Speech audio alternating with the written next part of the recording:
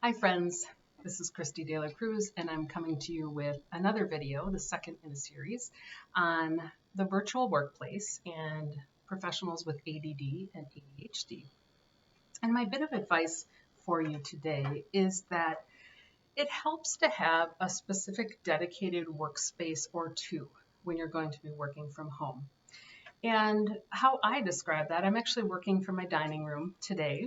And I also have a very small office that's it's like a second bedroom, but it's really not a guest bedroom. It's I call it my library, or it ends up being my junk room sometimes because I'm not the most organized person.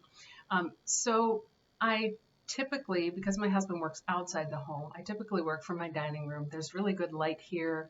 One hazard is that the kitchen is right over there. And so sometimes I can be tempted sometimes to go get a snack. But in general, when you have a dedicated workspace and you get used to working there, and if it's possible for you to only do your work in that space. Now, that's not possible for everyone. You might need to use your dining room, at the end of the day, that's where you have dinner. But if you have a space that's dedicated, or two, this is another caveat for people with ADD. This can help you just develop a routine where when I sit down at this space, at this time, I'm starting to work. And so it's kind of a signal to your brain that lets you know, that gets you in that ready space for work.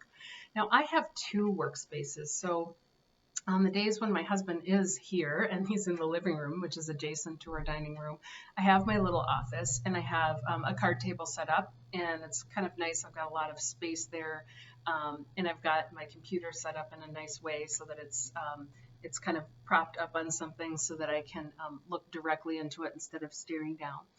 And so I have that workspace set up so that I can avoid interruptions from him. But what I also find is that when you have ADD, sometimes sitting in one workspace all day is not so good. So I have the great luxury of having that extra space. And if you do have a space like that where occasionally you can kind of go and work in another place, sometimes it can help you get out of kind of repetitive mind frames, or if you get a little bit stuck, or even if you want to take and have a space where you can stand up for a little while you're working, that can be really helpful. All of these things just to say, try to have a dedicated workspace or two, so that you can shift when you need to. That's going to help develop the habit of getting your brain into that space. You're not sitting on the couch in front of the TV trying to work. You're sitting in a space that's suitable for work, has good natural light, and just really helps you kind of get into that work framework, if you will.